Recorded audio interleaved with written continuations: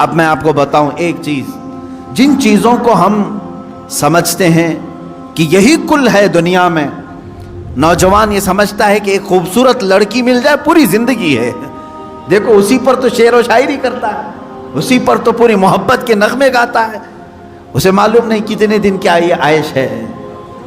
اور کچھ لوگ یہ سمجھتے ہیں کہ مال، گاڑی، کار، بنگلہ ہو جائے یہی سب کچھ ہے۔ تقریباً انہی میں ہم سب دوڑ رہے ہیں، انہی میں ہم دوڑ رہے ہیں۔ ایک بادشاہ نے اعلان کیا کہ آج میری عنایتوں کا دریا جوش میں ہے، میں خوب عطا کروں گا۔ لوگوں کو بلایا، ایک کوئی بندہ ایسا آ جائے جس کے لیے میں کہتا ہوں اپنے ہاتھ میں ایک چھڑی لے لے، لکڑی لے لے، اور وہ زمین پر دائرہ کھینچتا جائے صبح فجر کے بعد۔ اب وہ دائرہ کھینچتا کھینچتا سورج کے ڈوبنے سے پہلے پہلے تک جتنا دائرہ کھینچ لے گا وہ پوری زمین اس کے نام پہ کر دوں گا۔ دن بھر میں آپ کتنے ایکڑ کھینچ لیں گے؟ اگر فری میں مل رہا ہے تو کون چھوڑے گا؟ دائرہ کھینچنے کے لیے کہا کہ جو لکیر سے سرکل بنا لے، جتنا بنا لے گا، لیکن ٹائم ہے سورج ڈوبنے سے پہلے پہلے تک۔ اس میں سے ایک وزیر یا ایک سپاہی آگے آیا اور اس نے اپنے ہاتھ میں چھڑی لے لی، بادشاہ سلامت مجھے اجازت دے دے۔ اور بادشاہ نے کہا کہ اگر سورج ڈوب گیا تو پھر ایک بالشت زمین بھی نہیں دی جائے گی، یعنی 1 فٹ زمین بھی نہیں دی جائے گی۔ ہاں، سورج ڈوبنے سے پہلے پہلے تک یہاں پر دائرہ مکمل کر۔ اب وہ نکلا چھڑی لے کر کے، لکیر کھینچتے کھینچتے، اسے بہت بڑی زمین چاہیے تھی، اتنی بڑی کہ اس سلطنت میں کسی کی نہ ہو، جب فری میں مل رہی ہے۔ کھینچتا کھینچتا وہ گیا، کافی دور تک چلا گیا، دوپہر ہو گئی، تھک گیا، کچھ دوڑا کچھ چلا۔ اب جب دوپہر ہو کر سورج ڈھلنے لگا تو اس نے سوچا واپس ہو جاتے، چونکہ جہاں سے میں دائرہ کھینچا ہوں وہاں تک لا کر کے لکیر کو ملانا ہے، اتنی زمین میرے نام پہ۔ اب واپس ہوا، اب یہ کتنے کلومیٹر کی زمین گھیرا تھا واللہ عالم، دوڑا تھا اس نے صبح سے لے کر دوپہر، نہ کھانا ہے نہ پانی ہے، دوڑ رہا تھا۔ دوڑتے دوڑتے سورج پیلا ہو گیا، عصر کا وقت آ گیا۔ اب اس نے دیکھا کہ بادشاہ کا محل اور سپاہی سب قریب نظر آ رہے ہیں، دل میں ٹھنڈک ہو گئی، میں پہنچ جاؤں گا سورج کے ڈوبنے سے پہلے پہلے، میرے بگننگ پوائنٹ جو ہے جہاں سے سٹارٹ ہوا تو وہاں تک پہنچنا ہے مجھے۔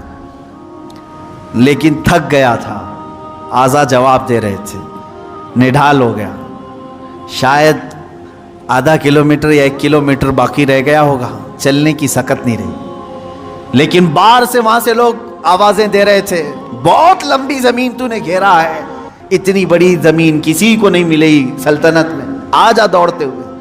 کچھ لوگوں نے ہمت دکھائی، حوصلہ دلایا، دوڑا اور تیزی سے دوڑا، پھر دوڑا، سورج ڈوبنے کے بالکل پاس میں آ گیا، سورج غروب ہونے کے لیے بس آدھا سورج اندر جا چکا تھا، اور اس کا پوائنٹ جہاں سے شروع کیا تھا وہ بھی قریب نظر آ رہا تھا، وہ بھی قریب نظر آ رہا تھا۔ دوڑا اور دوڑا، یہاں تک کہ اپنے اس پوائنٹ کے بالکل پاس میں پہنچا، لیکن سورج ڈوبا۔ کتنا باقی تھا؟ سورج ڈوبنے سے پہلے پہلے وہ اپنے پوائنٹ پہ پہنچ گیا،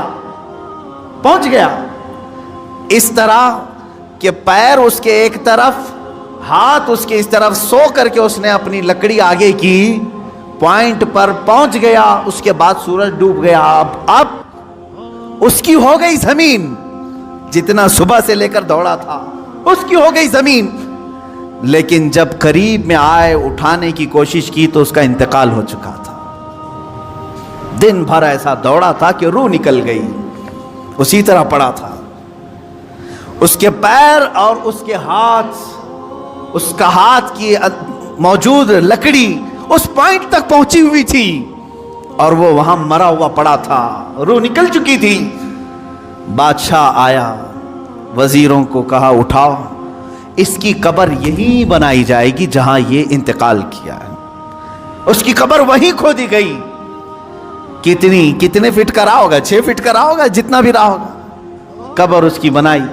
बादशाह ने एक बहुत तारीखी जुमला उसकी कब्र पर लिखा, कहा कि इसको जरूरत सिर्फ 6 फीट की थी, दौड़ा पूरे दिन भर, इसको इतनी जरूरत थी और दौड़ा इतना कि अपनी मौत के मुंह में चला गया, मौत के मुंह में चला गया। यही हमारी जिंदगी है आज, तकरीबन इसी की तरह हम भी कर रहे हैं, इतना दौड़ रहे हैं, पता ही नहीं चलता कि कहां मौत आ गई। तुम्हें उन तमाम चीजों की जरूरत ही नहीं थी जिसके पीछे पड़े हुए हो, सब तो अल्लाह ने लिख करके भेजा है। अरे मियां, तुम अपनी मां के पेट में 100 दिन के नहीं थे, तब अल्लाह ने फरिश्तों को भेज करके लिखवा दिया, इसे इतना रिस्क लिख दो, इसे इतने औलाद लिख दो, इसे इतनी खुशबख्तियां लिख दो, सब लिखा जा चुका है। जो मिलना है उस पर हम पूरी जिंदगी क्यों दांव पर लगाएं? हमें तो उस मौला को राजी करने के लिए जिंदगी खर्च करनी चाहिए, हम वो नहीं कर सके। मैं यहाँ चंद बुजुर्गों की बात बता दूं, अल्लाह वाले, क्या दुनिया में उन्होंने कुछ हासिल नहीं किया? मखदूम अली शाह मीना रहमतुल्लाह ताला अलैह, मोहम्मद शाह मीना रहमतुल्लाह, लखनऊ के बड़े बुजुर्ग, उनकी सीरत में मैंने पढ़ा। जानते हैं इबादत भी कैसे करते थे? अल्लाह अकबर। रात के वक्त खुली दीवार जो होती, कंपाउंड जैसे होता है दीवार के ऊपर खड़े हो जाते थे, इबादत के लिए खड़े होते थे, इधर भी नीचे इधर भी नीचे, बीच में दीवार है, खड़े खड़े इबादत करते थे रात तक। लोग कहते कि हुजूर मस्जिद है, नीचे सहन है, आराम से करें। कहते जब आराम मिलता है तो नींद आ जाती है, आराम मिलता है तो नींद आ जाती है। मैं दीवार पर खड़ा होता हूं और रात को नींद आती है तो कभी कभार दीवार से गिर जाता हूं। तो कहा गिर जाते हैं फिर भी खड़े होते हैं? कहा हां, जो जिस्म गाफिल होगा उसकी सजा यही है कि वो दीवार से गिराया जाए। जो अपने मौला से गाफिल हो उसकी सजा यही है कि उसे गिराया जाए। ये अल्लाह वाले थे जो लम्हे भर के लिए गाफिल होते तो अपने जिस्मों को सजा दे देते थे। हज़रत सैयदना अबू बकर शिबली रहमतुल्लाह ताला अलैह, ये हमारे सिलसिले कादरिया के बड़े बुजुर्ग हैं।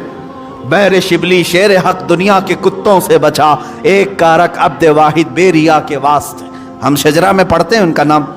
हज़रत अबू बकर शिबली रहमतुल्लाह अलैह बगदाद शरीफ के बुजुर्ग हैं। सैयदना इमाम आज़म अबू हनीफा रज़ियल्लाहु ताला अन्हु के पड़ोस में दफन है। आप जब रात को जिक्र इलाही के लिए खड़े होते या इबादत के लिए खड़े होते, एक मर्तबा ऐसा हुआ कि आपको झपकी आई, नींद आई। यहाँ तो लोग रात तो छोड़े, जुम्मा में सोते हैं, बहुत सारे लोग तो जुम्मा में अपनी नींद कंप्लीट करके आते हैं, पता ही नहीं चला कि इमाम कब खड़ा हुआ, इकामत कब हुई, खुतबा तो पूरा नींद में चला गया। वल्लाहु आलम सोते हैं या फिर कश्फ करते हैं, मुराकबा करते हैं, चौथी मंजिल पर पहुंचते होंगे। अजीज़ान गिरामी, ये वो दिल सोता है जिसे अपने रब ताला की तरफ तवज्जो नहीं होती। वो आया है रस्म अदा करने के लिए, वो आया है लोगों के दिखावे के लिए। दिल की तवज्जो और दिल की हुजूरी हो तो नींद कहां की। हजरत अबू बकर शिबली रहमतुल्लाह ताला अलैह, रात के वक्त झपकी आ गई, थोड़ा सा ऊंघ आई। क्या किया जानते आप? वो खड़े हुए हैं। पहली मर्तबा रात में ऐसा हुआ कि मुझे ऊंघ आ गई। कैसा हुआ? उसके बाद गए, सुरमा लगाने की सलाई लेकर नमक में फेरा और नमक पूरा आंखों में लगाया। आंखों में नमक लगाते, जरा लगा करके देखो अपनी आंखों में नमक, क्या हालत होगी। सैयदना अबू बकर शिबली रहमतुल्लाह अलैह की आंखों से खून रसता था, खून रिसता था, टपकता था, और इसी हालत में वो इबादत करते थे। लोगों ने पूछा क्या ये इस तरह से करना सही है आपका? अपनी आंखों को आपने नमक में डाल दिया। वो हंसते थे। कहा ये गाफिल आंखों की तो बहुत छोटी सजा है, बहुत छोटी सजा है कि मैंने नमक फेर दिया। अगर इसी तरह जिंदगी भर गाफिल रही तो इसमें तो आग की सलाइयां फेरी जाएंगी, आग की सलाइयां फेरी जाएंगी। मैं तो नमक फेर रहा हूं। अजीजा ने गिरामी कहा, कहां हो तुम, किस जगह पर खड़े हो आज? अपना मकसद जिंदगी को तो समझ लो। मुझे क्यों पैदा किया था रब ताला? क्या इसीलिए कि लोगों के ताने, लोगों को की जासूसी में मैं अपनी पूरी जिंदगी गुजार दूं? کس کے گھر میں کیا پک رہا ہے وہی بات کرتے بیٹھا رہا ہوں, کس کی بیوی کیسی ہے وہ ڈسکس کرتا بیٹھا رہا ہوں, کس کے گھر میں ابھی کتنے شادی کے لوگ ہیں وہ ڈسکس کرتا بیٹھا رہا ہوں, کس کی دکان ٹھپ پڑ رہی ہے یہ ڈسکس کرتا بیٹھا رہا ہوں. تمہاری زندگی اسی لیے ہے, پوری دنیا بھر کے گلے تانے اور شکوے غیبت چغلیاں اس کے لیے ہے. میرے عزیزو, اپنی زندگی کا مقصد سمجھو اور آج کے بعد یہ طے کر لو کہ میں دکان میں ہوں کہ مکان میں ہوں کہ راستے پر ہوں, لوگوں کی عیب جوئی کرنے سے بہتر ہے کہ میں اللہ کو سبحان تو کہوں, میں کہوں سبحان اللہ سبحان اللہ سبحان اللہ ما اعظم شانک, اے اللہ تو کتنا بلند ہے, تیری شان کتنی بڑی ہے. لیکن اس کی تعریف میں جتنے جملے نکلے وہ تمہاری نیکیوں کے پلے کو اتنا بھر دیتے ہیں کہ قیامت کے دن تم فخر کے ساتھ اٹھائے جاؤ. اپنے ان اوقات کو فضولیات میں نہ برباد کرو, فضولیات میں نہیں.